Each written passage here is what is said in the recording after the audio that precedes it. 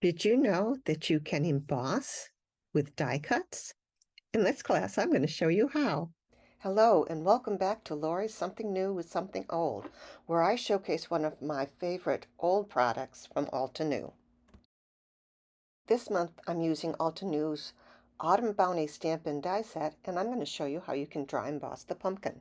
We're also using Altenew's woodless coloring pencils, their obsidian ink, and Gamsol, an odorless mineral spirits. I start out by laying where I want my pumpkin to sit on my card, and I'm using my stamp wheel to do the stamping.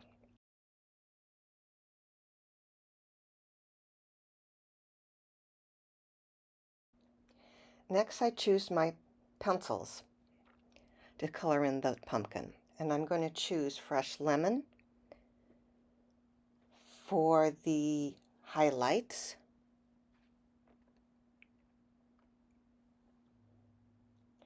then orange cream for the midtones, and autumn blaze for the shadows. I think I'm also going to use the maple yellow just to blend a little bit. I have a blending stump there next to me. That's what I'm going to use with the Gamsol. And I'm going to start by coloring in the centers where I want the highlights to be. This is going to give me a place so I know not to go too dark there in the center, because I want that's where the light is going to be shining. Then I take my darkest pencil I'm using for shadowing, and I'm going to color right along the edge where the ribs of the pumpkin are. This is going to give me the dark part where the pumpkin would be creased.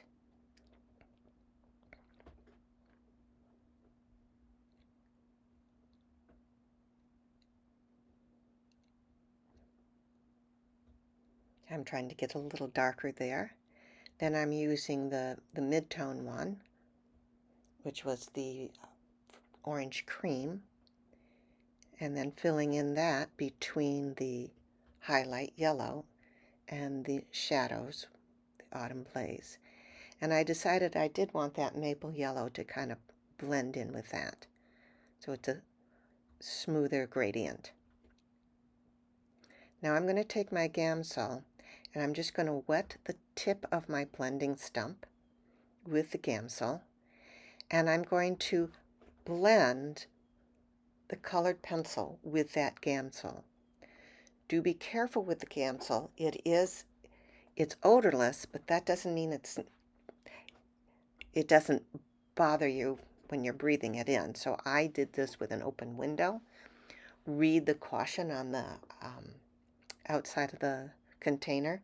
It is flammable.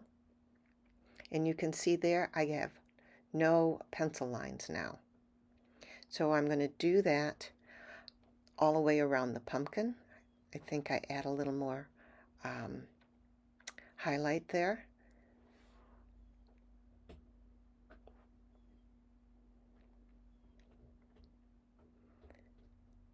And then again the mid-tone, because I want to get a gradient there. And a little bit more shadow.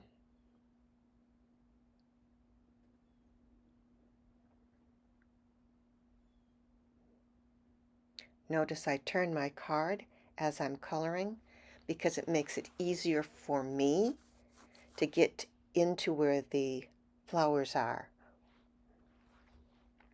when it's turned around like that.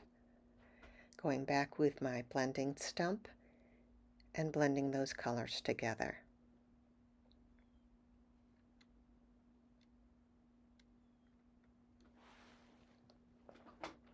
And you can see the gradation there and the highlight in the center.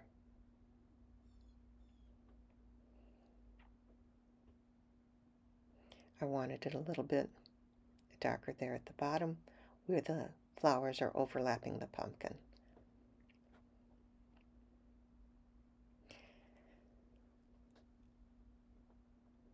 I'm going to do this for the whole pumpkin all the way around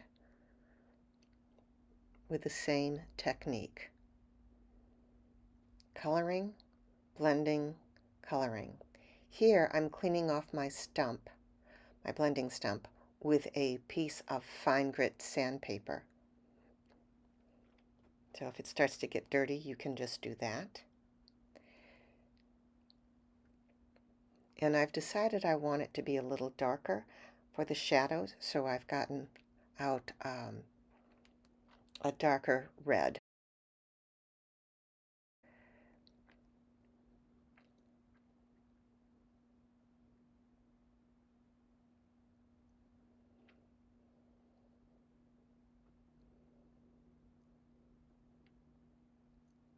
For the stem, I'm using Sicilian amber and paper bag. I'm not sure which one's the darkest, so just to be sure, I just draw a little scribble on the back of the paper to look to see. And the Sicilian amber is the lightest, so I'm going to do the whole stem with the Sicilian amber.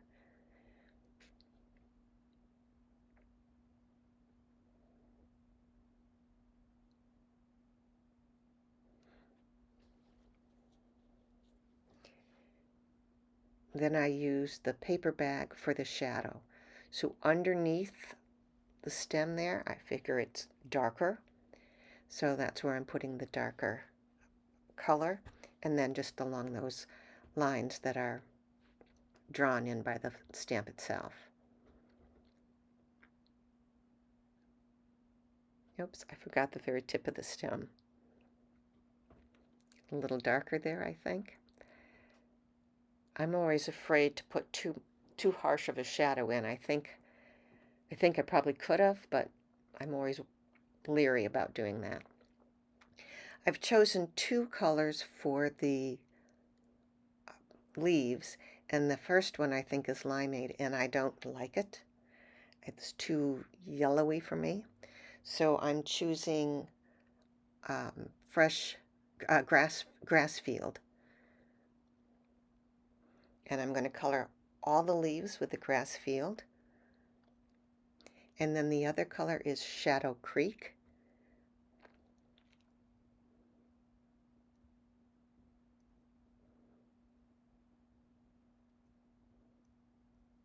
And I'm using Shadow Creek at the bases of the leaves and on the bottom side of where it would be shadowed, just to give it a little interest. Now I'm going to I cleaned my blending stump so it did not have the orange on it, and I just blend it out a little bit so there isn't harsh pencil lines there.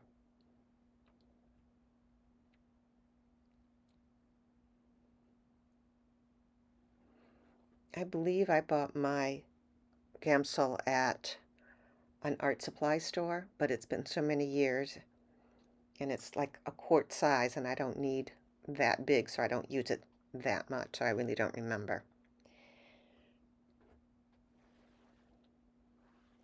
I'm using a pink for the flowers, and I decided that one color of pencil was going to work because I can draw very lightly for the highlights, and then I can draw darker. I can press harder and get the shadows. And this is the rubellite, so I can't remember what the darker red was, but this is the rubellite. And again, I'm cleaning my blending stump.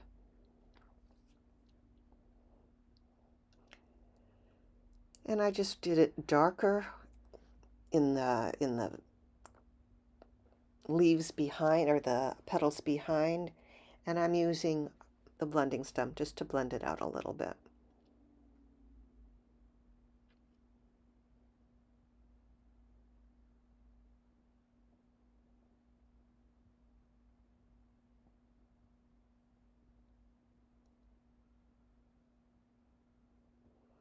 And then I'm going to take the pencil and just draw a dark line, so I'm pressing hard on the lines that are already there from the stamp itself.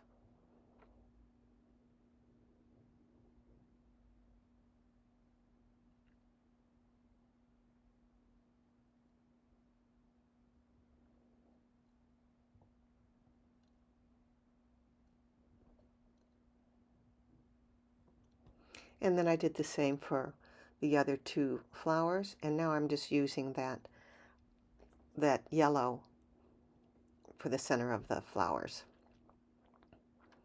What I've done here is I've cut 3 or 4 or 2 or 3 die cuts of the pumpkin and glued them together. You can use 2, it won't be as deep of an emboss, or 3. I believe I used 3 there. And then what you're going to do is hold it up to a light and line up the die cut on the back side. And you see me there trying to hold it up to a light. I can see the shadow behind there. And it doesn't have to be perfect.